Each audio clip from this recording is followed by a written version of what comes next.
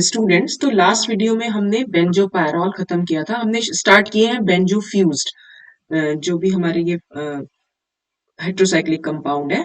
तो last video में हमने डिस्कस किया था बेंजोपायरॉल और आज हम डिस्कस करने जा रहे हैं बेंजोफ्यूरांस।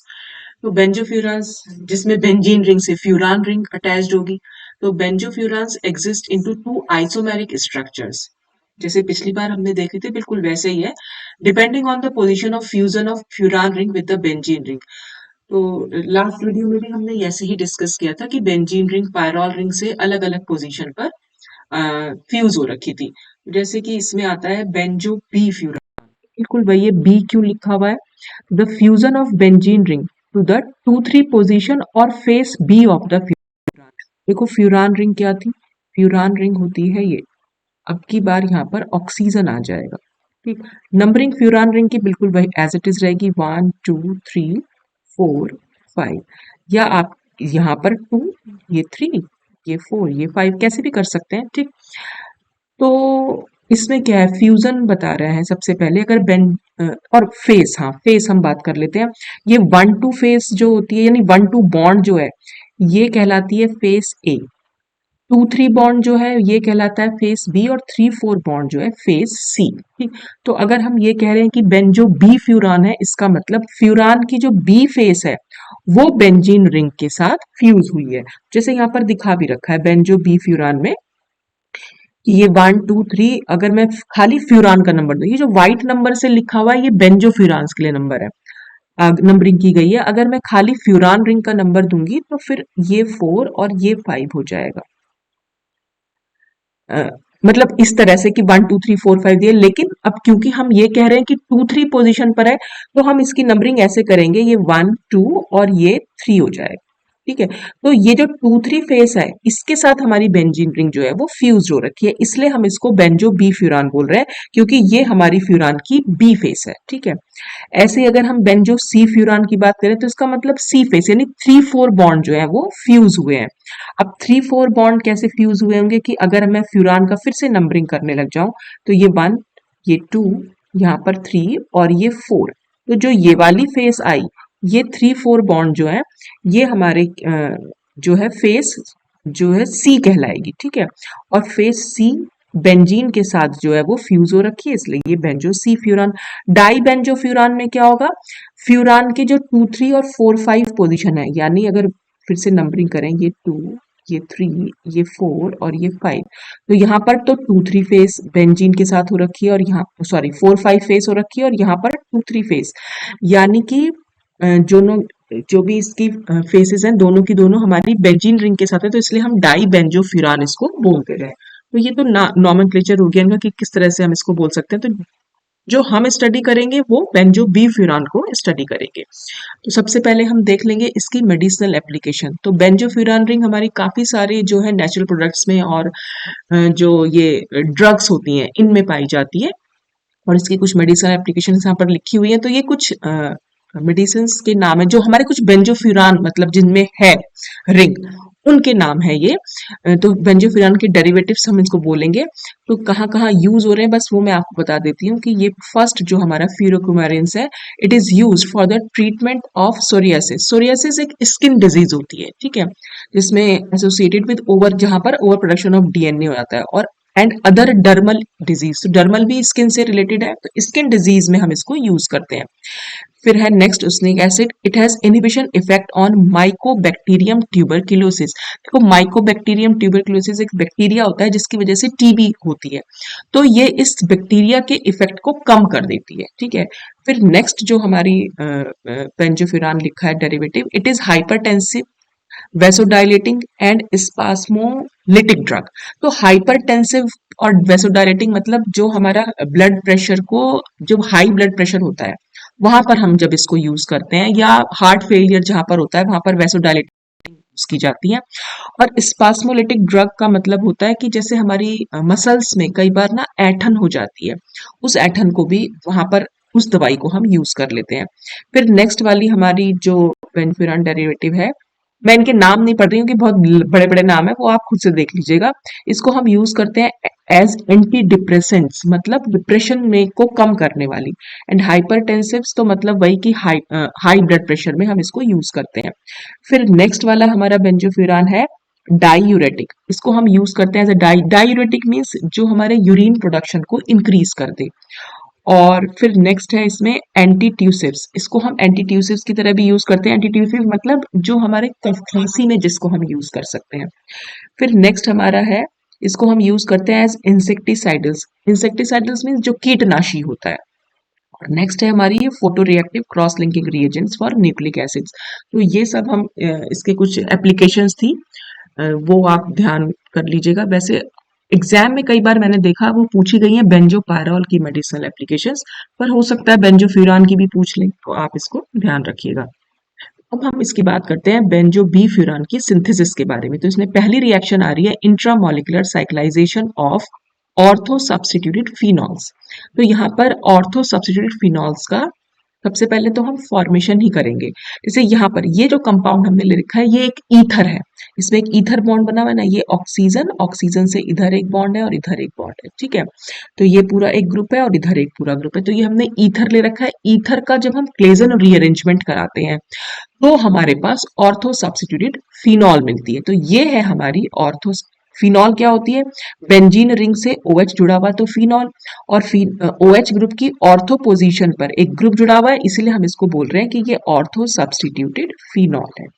तो क्लेजन रीअरेंजमेंट क्या था ये मैं आपको कई बार डिस्कस कर चुकी। ये हमारा होता है 3-3 सिग्मा ट्रॉपिक रीअरेंजमेंट। इसमें क्या होगा, 1-1 के बीच का बॉन्ड टूटेगा और 3-3 के बीच बॉन्ड बनेगा। तो अब वो 1-1 क्या है और 3-3 क्या है, नंबरिंग कर लेते हैं हम इसकी। ऑक्सीजन से नंबरिंग करेंगे 1, ये 2 और ये 3, और ऐसे यहाँ पर 1, ये 2 और ये 3। तो इसमें इस कार्बन और इस कार्बन के बीच में बॉन्ड फॉर्म होगा, ठीक है। और ये जो पाई बॉन्ड है, बस इन पाई बॉन्ड्स की शिफ्टिंग हो जाएगी। आप इसको कैसे भी, जैसे ये 1-1 के बीच का बॉन्ड टूटेगा तो ये टूट रहा कैसे है, इसको एक बार मैं इसको इरेज कर दे रही हूँ। देखो इसमें होगा क्या, ये बॉन्ड यहाँ पर शिफ्ट कर दीजिए, सॉरी ये बॉन्ड यहाँ शिफ्ट हो जाएगा, ये बॉन्ड यहाँ शिफ्ट होगा, मतलब इस कार्बन और इस कार्बन के बीच में ये बॉन्ड शिफ्ट होगा, ठीक है।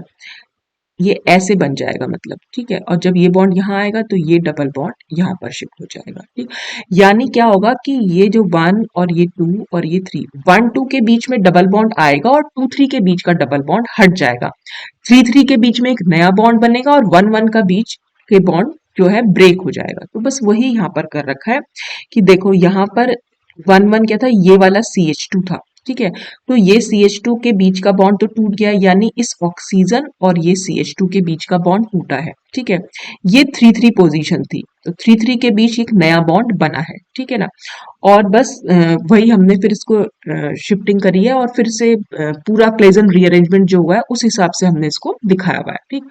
अब नेक्स्ट क्या होता है, इसके बाद इसमें यहाँ पर न्यूक्लियोफिलिक अटैक होता है फिनोलिक ऑक्सीजन का। यानी ये जो ऑक्सीजन है इसका न्यूक्लियोफिलिक अटैक होगा कहाँ पर, क्योंकि ऑक्सीजन के पास लोन पेयर ऑफ इलेक्ट्रॉन तो है ही, इसे चाहिए कोई ना कोई, ये तो फिर एज अ न्यूक्लियोफाइल काम कर रहा है, तो इसे चाहिए कहीं ना कहीं कोई पॉजिटिव चार्ज स्पीशीज, यानी कोई इलेक्ट्रोफाइल चाहिए। और इलेक्ट्रोफाइल हमें दिखाई दे रहा है ये कार्बन, क्यों, क्योंकि इस कार्बन से एक लीविंग ग्रुप जुड़ा हुआ है। तो जैसे ही ये लीविंग ग्रुप लीव करेगा, ठीक है, तो कार्बन पर पॉजिटिव चार्ज आएगा, तभी क्या करेगा ये जो है ऑक्सीजन इस पर अटैक कर देगा। तो ये एरो आप बना दीजिएगा लोन पेयर से कार्बन की तरफ, और कार्बन और Cl का बॉन्ड जो है टूटता हुआ दिखा देंगे यहाँ पर। तो अब इससे क्या हो जाएगा, हमारे पास जो नेक्स्ट स्पीशीज बनेगी वो कुछ इस तरह से आएगी। ये तो हमारी बेंजीन रिंग है ही, बेंजीन रिंग पर ऑक्सीजन पर तो नेगेटिव मतलब H जुड़ा हुआ है, ठीक है। और यहाँ से ये CH2 है, ये C है, ये डबल बॉन्ड CH2 है, और Cl क्योंकि निकल चुका है, हमने निकलता हुआ दिखाया है, इसके ऊपर यहाँ बॉन्ड बना देंगे और ऑक्सीजन के ऊपर आ जाएगा पॉजिटिव चार्ज, ठीक है। अब ऑक्सीजन का जो पॉजिटिव चार्ज है वो खत्म तो हो गई, तो क्या होगा, यहाँ से ये बॉन्ड इस तरह से टूटेगा। ठीक है, H प्लस की तरह निकलेगा। तो वो जो Cl माइनस निकला था ये H प्लस निकला था, तो HCl बन जाएगा यहाँ पर।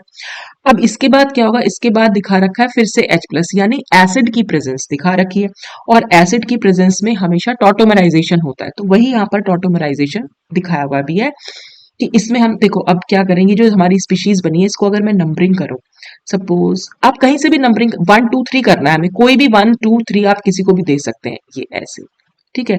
यानी ये वाला, एक मिनट नंबरिंग में अलग पेन से कर दे रही हूँ तो थोड़ा समझने में आसानी होगी। देखो ये नंबरिंग 1 हो गई, ये 2 नंबर कार्बन हो गया, और ये 3। इसमें क्या होगा, 2 3 के बीच का डबल बॉन्ड 1 और 2 के बीच में जाएगा, ठीक है। और जो ये 1 वाला कार्बन है ये 3 नंबर वाले कार्बन पर शिफ्ट हो जाएगा, मतलब डबल बॉन्ड जिस जहां शिफ्ट होता है वहां से एक हाइड्रोजन निकल के जहां डबल बॉन्ड स्टार्टिंग में था वहां पर चला जाता है। तो अब हमारी स्पीशीज क्या बन जाएगी, देखो इससे जो स्पीशीज बनेगी वो कुछ ऐसी बनेगी, ये ऑक्सीजन है ही, यहाँ पर कार्बन था ही।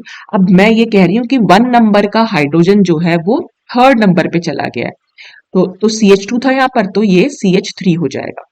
और 2 और 3 के बीच का डबल बॉन्ड 1 और 2 के बीच में चला गया है, तो यहाँ CH2 की जगह CH रह जाएगा, और यहाँ पर डबल बॉन्ड आ जाएगा। तो ये वाली स्पीशीज बिल्कुल यही तो बनी हुई है, ठीक है। यहाँ पर ये CH है और यहाँ खाली ये कार्बन है, ठीक।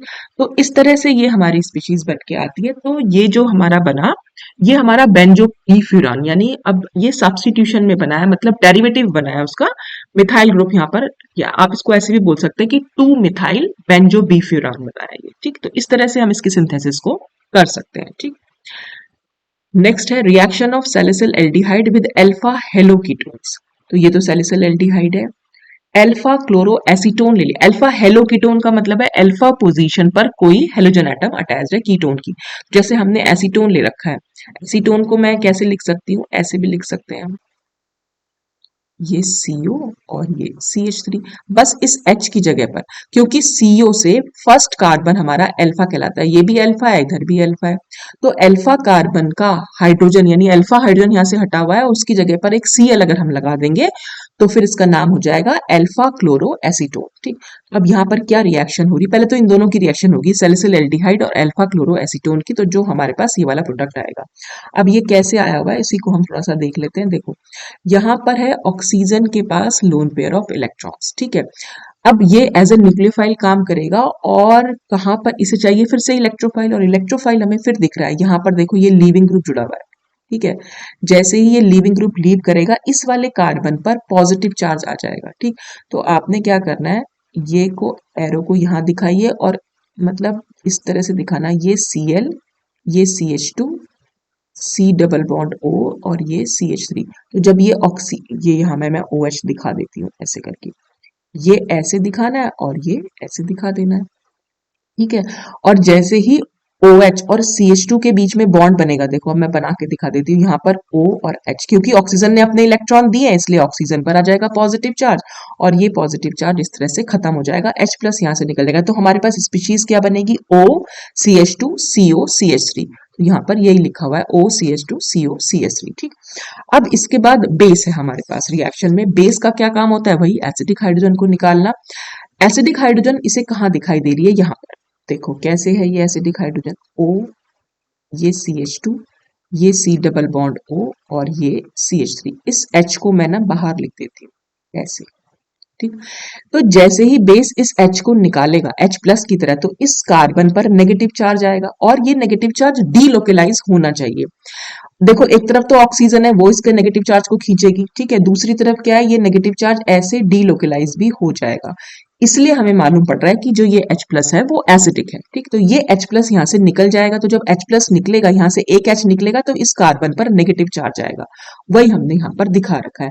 और इसके बाद इसका साइक्लाइजेशन हो जाएगा, क्योंकि नेगेटिव चार्ज है उसमें कहीं ना कहीं पॉजिटिव चार्ज चाहिए, और पॉजिटिव चार्ज हमारा कार्बोनिल कार्बन होता ही है, तो यहाँ पर आपको एरो ऐसे दिखाना है इस तरह से, और ये गया यहाँ, ठीक। तो जैसे ही इस ऑक्सीजन मतलब कार्बन के नेगेटिव चार्ज और इस कार्बन के पॉजिटिव चार्ज के बीच में बॉन्ड बनेगा, ये बॉन्ड हमने यहाँ बना के दिखा दिया, और ऑक्सीजन के पास नेगेटिव चार्ज है और यहां से हमने अभी H प्लस निकाला था, तो वो H प्लस और ऑक्सीजन का नेगेटिव चार्ज मिलकर OH बना लेंगे। ठीक है, तो इस तरह से हम ये साइक्लाइजेशन को दिखा सकते हैं। अब यहाँ से वाटर रिलीज होगा। वाटर कैसे रिलीज होगा? वाटर रिलीज होगा इस तरह से। देखो OH यहाँ से माइनस की तरह निकलेगा तो इस कार्बन पर जाएगा पॉजिटिव चार्ज, और यहाँ पर एक H है वो H प्लस की तरह निकलेगा तो इस कार्बन पर जाएगा नेगेटिव चार्ज। ये पॉजिटिव और ये नेगेटिव आपस में बॉन्ड बना लेंगे, तो ये यहाँ बॉन्ड बन गया। फिर से हमारे पास बेंजोबीफ्यूरान फॉर्म हो के आया, मतलब 2 एसिटाइल बेंजोबीफ्यूरान बोल सकते हैं इसको। तो इस तरह से हम इसकी फॉर्मेशन सिंथेसिस को दिखा सकते हैं। ठीक, नेक्स्ट है फ्रॉम कुमेरिन्स। ये बहुत इंपॉर्टेंट मेथड है कुमेरिन का, लेबोरेटरी मतलब लैब सिंथेसिस है इसकी, तो बहुत इजीली हम इसको यूज कर सकते हैं, लैब में बना सकते हैं। ठीक है, अब कैसे? सबसे पहले हमने क्यूमेरिन ले लिया, ठीक है, इसका ब्रोमिनेशन कराएंगे। ब्रोमिनेशन में क्या होता है? एडिशन रिएक्शन होती है। ये जो डबल बॉन्ड है ना, डबल बॉन्ड के अलोंग ये दोनों ब्रोमीन एटम जो है जुड़ जाते हैं। ये यहाँ से हटेगा एक ब्रोमीन, क्योंकि देखो ब्रोमीन क्या है, ब्रोमीन पर एक तरफ पॉजिटिव चार्ज है, एक पर नेगेटिव चार्ज है। ठीक है ना, पाई बॉन्ड के साथ जब भी रिएक्शन होती है या एडिशन रिएक्शन है, आप लोगों ने इलेक्ट्रोफिलिक एडिशन रिएक्शंस देखी होंगी, और इस पाई बॉन्ड को भी हम ऐसे ही शिफ्ट कर कहीं भी शिफ्ट करा सकते हैं। मतलब आप इसको यहाँ पर नेगेटिव दिखा दीजिए, यहाँ पर पॉजिटिव, क्योंकि ये नेगेटिव चार्ज फिर आगे डीलोकलाइज भी हो सकता है। तो हमने इसको ऐसे शिफ्ट कराया तो पॉजिटिव वाले से नेगेटिव वाला Br और नेगेटिव वाले से पॉजिटिव वाला Br जुड़ सकता है। तो यहाँ पर डाइब्रोमोक्यूमेरिन बन जाएगी। फिर हमने लिया हुआ रिएक्शन में एक बेस। ठीक है, बेस का फिर से वही काम है, उसको चाहिए एक एसिडिक हाइड्रोजन, और ऐसे तो देखने में लग रहा है कि कहीं पर एसिडिक हाइड्रोजन नहीं है, लेकिन यहाँ पर एक H और है। ठीक है, और यही वो एसिडिक हाइड्रोजन है, एसिडिक प्रोटॉन। मतलब ये H प्लस की तरह जब निकलेगा यहाँ से, तो यहाँ पर नेगेटिव चार्ज आएगा और ये नेगेटिव चार्ज यहाँ इजीली डीलोकलाइज हो सकता है। ठीक है, तो इस और नेगेटिव चार्ज से अटैच हमारा हेलोजन एटम भी है, तो वो भी इस नेगेटिव चार्ज को खींचेगा, कम करेगा, मतलब इसको तो मतलब डीलोकलाइज करेगा एक तरीके से वो भी। तो इसलिए हम ये कह रहे हैं कि ये हमारा एक स्टेबल कार्बन आयन यहाँ पर फॉर्म होगा। तो जैसे ही यहाँ पर ये H प्लस, तो यहाँ से H प्लस की तरह निकल गया। ठीक है, यहाँ पर आ गया नेगेटिव चार्ज। ठीक है, अब ये नेगेटिव चार्ज जो है आगे मूव करेगा ऐसे, और यहाँ से ये Br माइनस निकल जाएगा, तो H प्लस निकलेगा और Br माइनस निकलेगा, और इस वाले एट कार्बन के बीच में एक डबल बॉन्ड आएगा। यहाँ बहुत ज्यादा खिंचपिच हो गई है, आप इसको ऐसे समझ सकते हो। देखो इसको ऐसे भी हम मैं सिर्फ इतनी वाली रिंग बना रही हूँ, ठीक है, जहां पर रिएक्शन हो रही है, ये Br है। तो आप इसको दिखाएंगे कैसे? इसको ऐसे दिखा दीजिएगा कि ये बॉन्ड आपने यहाँ शिफ्ट किया और ये ऐसे निकल गया। ठीक है, तो इसलिए यहाँ पर ये डबल बॉन्ड आ जाएगा। डबल बॉन्ड है तो H प्लस निकला और Br माइनस निकला, तो HBr आप कह सकते हैं निकल गया यहाँ से। अब फिर से हमने बेस लिया हुआ है रिएक्शन में, अब बेस को फिर से एसिडिक हाइड्रोजन चाहिए, लेकिन अब कोई एसिडिक हाइड्रोजन नहीं बची है। तो जब एसिडिक हाइड्रोजन नहीं बचती है तो बेस जो है एज अ न्यूक्लियोफाइल काम करता है, तो यहाँ से OH माइनस आएगा। ठीक है, OH माइनस क्या करेगा? इस वाले कार्बन पर अटैक करेगा, और जब वो इस वाले कार्बन पर अटैक करेगा तो ये वाला बॉन्ड जो है इस तरह से शिफ्ट होगा, और जब ये बॉन्ड इस तरह से शिफ्ट होगा तो देखो फिर ये बॉन्ड वापस भी आएगा। जब ये बॉन्ड वापस आएगा ना, तो इसको इस तरह से भी दिखाते हैं कई बार, और ये ऐसे हो जाएगा। तो देखो इसमें क्या हुआ है, फिर से एक बार देख लेते हैं।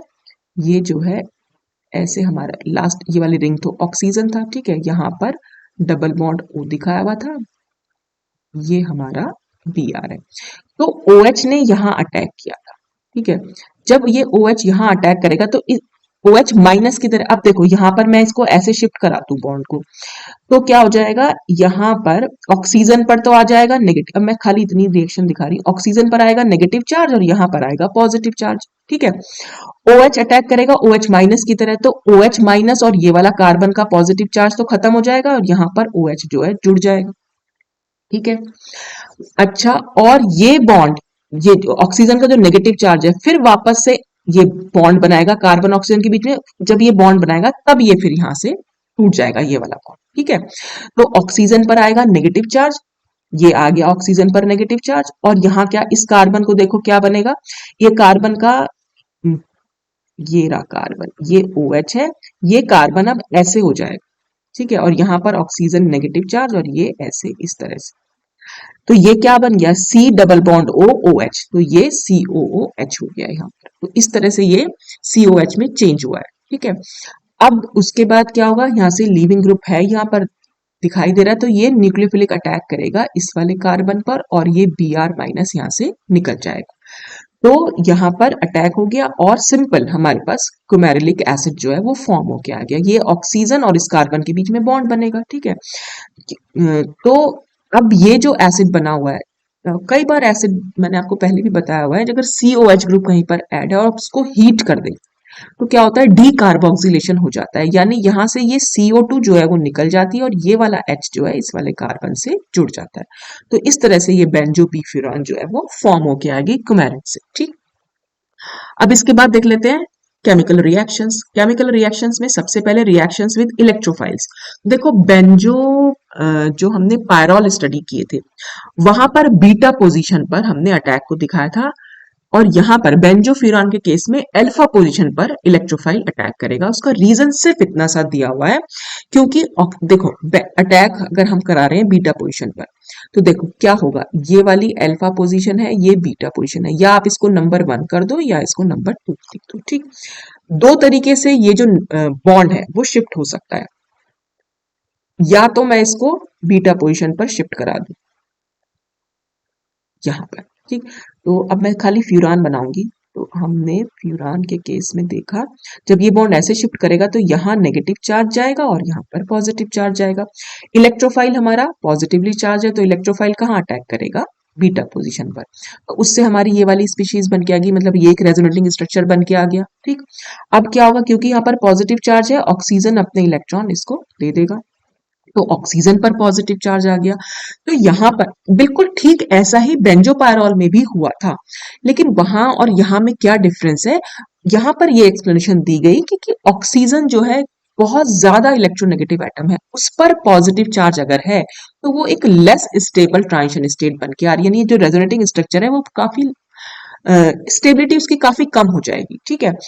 और जबकि वहां पर हमने क्या कहा था कि नाइट्रोजन है वहां पर, ठीक है। तो नाइट्रोजन क्योंकि ऑक्सीजन से थोड़ा सा कम इलेक्ट्रोनेगेटिव है तो एक बार के लिए उस पर पॉजिटिव, हालांकि उस पर भी ठीक नहीं है, लेकिन ऑक्सीजन के कंपैरिजन में उस पर पॉजिटिव चार्ज आ सकता है, ठीक है। तो यहाँ पर जो सिंपल सी एक्सप्रेशन दी गई कि ऑक्सीजन बहुत ज्यादा इलेक्ट्रोनेगेटिव एटम है, तो इलेक्ट्रोनेगेटिव एटम पर जब पॉजिटिव चार्ज हो तो ऐसा रेजोनेटिव स्ट्रक्चर जो होता है वो काफी लेस स्टेबल होता है। जबकि अगर हम अल्फा पोजीशन पर दिखा रहे हैं, अल्फा पोजीशन के लिए हमें क्या करना पड़ेगा, ये बॉन्ड को हम ऐसे शिफ्ट कराएंगे, यानी अब क्या हो जाएगा, अब अल्फा पोजीशन पर नेगेटिव चार्ज जाएगा और बीटा पर पॉजिटिव जाएगा, ठीक है। तो इससे होगा क्या कि ये वाली स्पीशीज अब इलेक्ट्रोफाइल जो है इस वाले नंबर पर यानी 1 पोजीशन पर अटैक करेगा, तो हमने तो यहाँ पर पॉजिटिव चार्ज जो है ऑक्सीजन के ऊपर नहीं आया है, ठीक है। तो इसलिए ये स्पीशीज को हम मोर स्टेबल बोलते रहे, ठीक। और जितनी भी हमने इसकी इलेक्ट्रोफिलिक इलेक्ट्रोफिलिक सब्स्टिट्यूशन रिएक्शंस देखी उन सब में अल्फा पोजीशन पर ही मैक्सिमम रिएक्शंस में इलेक्ट्रोफिलिक उसमें अल्फा पोजीशन पर ही इलेक्ट्रोफाइल का अटैक हो रखा था, इसलिए इसकी एक्सप्लेनेशन ये दी गई। तो सबसे पहले देख लेते हैं इसमें नाइट्रेशन। नाइट्रेशन में क्या HNO3 और एसिटिक एसिड की प्रेजेंस में रिएक्शन होती है। नाइट्रेशन में क्या HNO3 से हमें NO2+ यानी ये इलेक्ट्रोफाइल मिलता है और इलेक्ट्रोफाइल हमारा यहाँ पर अटैक करेगा, इसको हम ऐसे शिफ्ट करा देंगे। ये H यहाँ पर ऑलरेडी है ही जिसको हमने दिखाया हुआ है और यहाँ से ये H जो है निकल जाएगा, H+ की तरह बॉन्ड यहाँ पर शिफ्ट हो जाएगा, ठीक है। या H+ की तरह निकलेगा तो आप समझ सकते हैं इस कार्बन पर नेगेटिव चार्ज आएगा, नेगेटिव और पॉजिटिव के बीच में बॉन्ड बन सकता है, तो 2 नाइट्रो बेंजोबिफ्यूरान हमें यहाँ पर मिलेगी।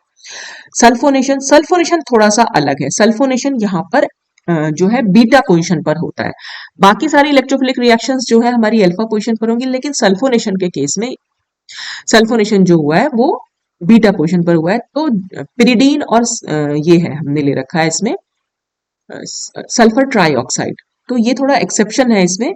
तो जहां तक मुझे लग रहा है, मतलब ऐसी कोई एक्सप्लेनेशन कहीं मिली नहीं मुझे इसकी, पर मुझे ऐसा फील हुआ कि क्या हुआ होगा इसमें। तो देखो पिरिडीन की प्रेजेंस में हुई है ये रिएक्शन, तो पिरिडीन अपने आप में एक बेस है और बेस सबसे पहले एसिड बेस रिएक्शन होती है, बेस को चाहिए एक एसिडिक हाइड्रोजन। देखो अगर यहाँ ये भी H है और यहाँ पर भी एक H है, ठीक। तो अगर ये H+ यहाँ से निकल जाए तो ये H+ जब निकलेगा तो यहाँ पर एक नेगेटिव चार्ज आएगा, ठीक है। और ये नेगेटिव चार्ज ये इस तरह से यहाँ शिफ्ट हो सकता है, फिर ये बेंजीन रिंग इधर हो सकती है, ये बेंजीन रिंग कुछ इस तरह से, और ये नेगेटिव चार्ज यहाँ आ सकता है। तो नेगेटिव चार्ज जो है यहाँ पर डीलोकेलाइज हो सकता है, ये बेंजीन रिंग पर शिफ्ट हो सकता है, तो इसलिए इसका डीलोकेलाइजेशन हो पा रहा है। तो इसलिए हम ये कह रहे हैं कि ये H प्लस जो है एसिडिक है। तो और जबकि अगर ये वाला H प्लस निकले और यहाँ पर जो नेगेटिव चार्ज है वो डीलोकेलाइज नहीं हो पाएगा, ठीक है। तो इसलिए H प्लस यहाँ से निकला होगा, जो H प्लस यहाँ से निकला होगा वही SO3 के साथ फिर जुड़ा हुआ भी है, तो SO3H। तो मतलब मेरे हिसाब से है ये, मैं जरूरी नहीं है कि ये सही होगी, क्योंकि कहीं कोई एक्सप्लेनेशन मुझे दिखाई नहीं दी, तो मुझे लगा कि शायद ये हो सकती है। तो आप इसे एज ए एक्सेप्शन भी याद कर सकते हैं कि ये जो है सल्फोनेशन जो है इसका बीटा पोजिशन पर होता है, ठीक। फिर है हेलोजिनेशन। हेलोजिनेशन में हम देख रहे हैं ब्रोमिनेशन।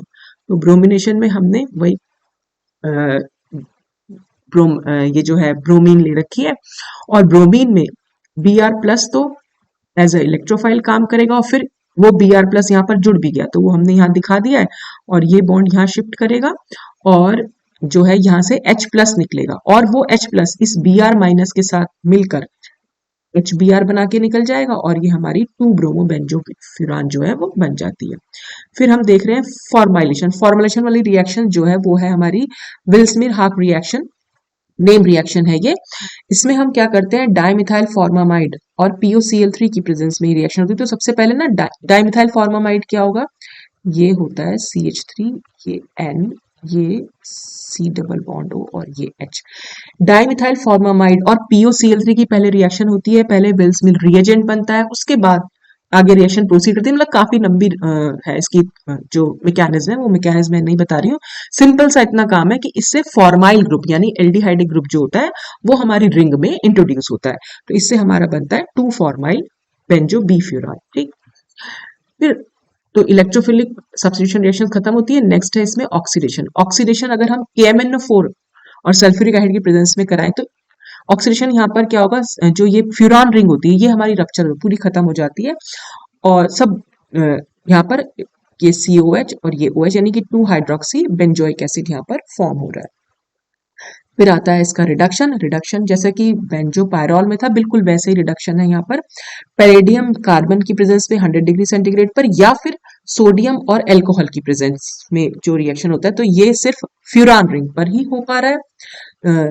थोड़ा कम है इसका जो रिड्यूसिंग इफेक्ट है पैलेडियम कार्बन का यही है, तो इसलिए यहाँ पर सिर्फ इस वाली पोजीशन पर और इस वाली पोजीशन पर एक एक हाइड्रोजन तो ऑलरेडी है, एक एक हाइड्रोजन और जुड़ जाता है, बॉन्ड यहाँ से डबल बॉन्ड खत्म होगा और दोनों हाइड्रोजन जो है यहाँ जुड़ जाएंगे, इसलिए हम इसका नाम कर रहे हैं, ये 2 पोजीशन है, ये 3 पोजीशन है, तो 2,3 डाइहाइड्रो बेंजो बी फ्यूरान बोल दे रहे हैं इसको। और अगर हम ले रहे हैं रानिन निकिल, रानिन निकिल क्या करता है, वो तो काफी अच्छा कैटेलिस्ट है, तो वो सारी पोजीशन पर जाकर, हर पोजीशन पर जाकर एक एक हाइड्रोजन को जोड़ देगा, और सारे बॉन्ड जो है यहाँ पर खत्म हो जाएंगे। तो ऑलरेडी एक H तो है ही, और यहाँ पर अब CH2 हो जाएगा। इस वाली पोजीशन पर कोई हाइड्रोजन नहीं है, लेकिन अब यहाँ पर एक हाइड्रोजन, एक एक हाइड्रोजन आ गया, तो हर पोजीशन पर जाकर हाइड्रोजन ऐड होता है और ऑक्टा हाइड्रो बेंजो बीफ्यूरान फॉर्म होती है। तो ये कुछ रिएक्शंस थी, सिंथेसिस थी, और मेडिसिनल एप्लीकेशन थी बेंजोफ्यूरान की। इसके बाद हमारे पास सिर्फ बेंजोथायोफीन बचता है, वो मैं नेक्स्ट वीडियो में डिस्कस करूंगी। तो आज के लिए बस इतना ही। Thanks for watching.